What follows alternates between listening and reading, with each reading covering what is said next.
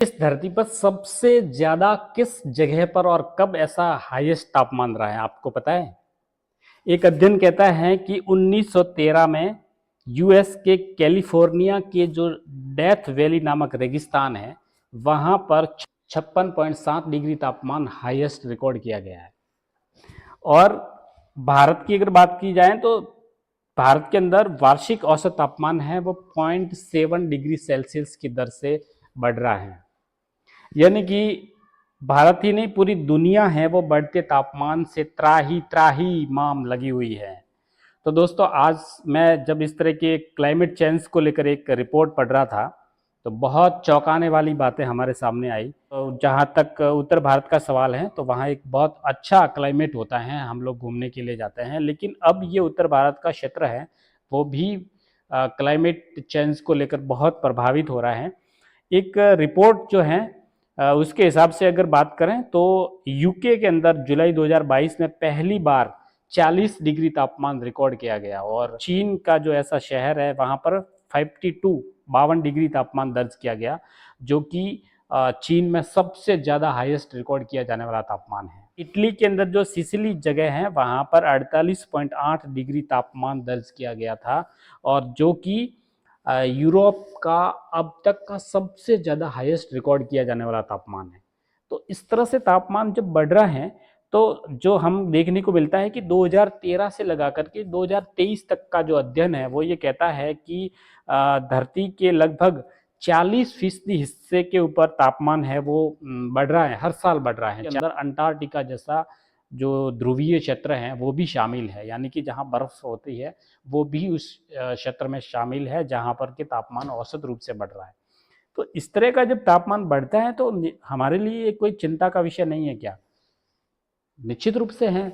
हम लोग फिर एक अध्ययन और भी है जो मैं आपको कभी बताऊंगा, जिसमें कहा गया है कि बढ़ते हुए तापमान से किस तरह से भारत ही नहीं पूरे विश्व के अंदर बच्चों के ऊपर, उसके बच्चों की हेल्थ के ऊपर बहुत विपरीत प्रभाव पड़ रहा है। बहुत विकट परिस्थितियां हैं बढ़ते हुए तापमान को लेकर। एक जो हमारे जलवायु परिवर्तन को लेकर एक संगठन है क्लाइमेट ट्रेंड्स, और उसकी एक डायरेक्टर है आरती खोसला, वो ये कहती है कि स्पष्ट रूप से हीट वेव जो है वो आज भारत के लिए एक बहुत बड़ी चुनौती और बहुत बड़ा मुद्दा है वो हो गया है। और इस तरह से रिकॉर्ड भी बन रहे हैं बढ़ते तापमान के अनुसार। जिस तरह सबसे ज़्यादा गर्म रहा 2024, तो इस तरह से जो तापमान है वो बढ़ रहा है। और किस तरह से प्रचंड हीट वेव वगैरह हैं वो दिनों दिन हर साल एक नए रिकॉर्ड को छूती हुई आगे बढ़ रही है।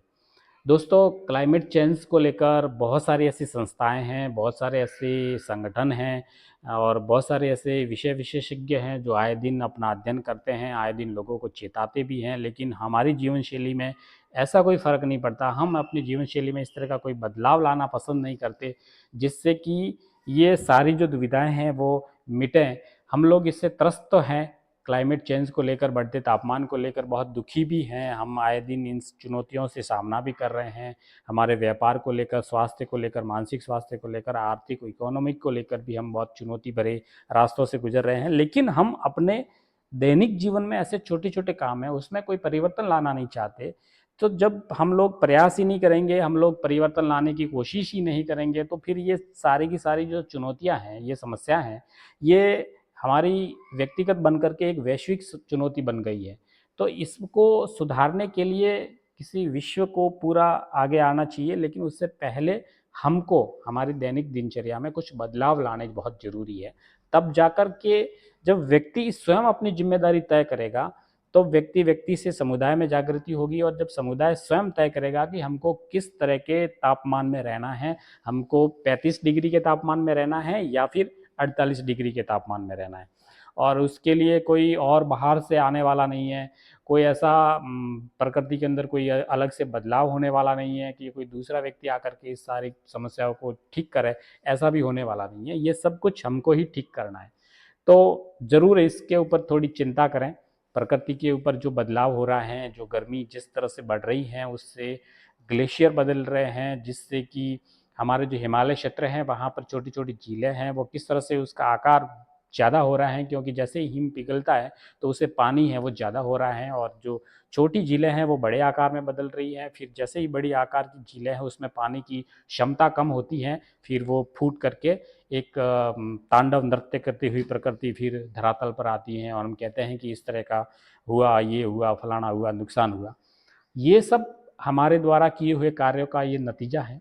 तो हम लोग प्रयास करें अपने जीवन में कुछ ऐसी छोटी छोटी आदतों को लेकर, जिससे कि ये क्लाइमेट चेंज का जो विषय है, ये किसी सरकारों का विषय नहीं है, ये किसी संगठनों का विषय नहीं है, ये वैज्ञानिकों का केवल विषय नहीं है, ये हम सब का विषय है। हम सबकी सामूहिक भागीदारी से ये सारी समस्याएं हैं वो निपटने वाली है। वैसे आप क्लाइमेट चेंज को लेकर क्या मानते हैं, क्या विचार रखते हैं? क्लाइमेट चेंज जैसा विषय आपके जीवन को कितना प्रभावित करता है? आप इस विषय के बारे में कितना सोचते हैं, कितनी चिंता करते हैं? अगर आपका विचार है तो ज़रूर कमेंट करेंगे। वंदे मातरम।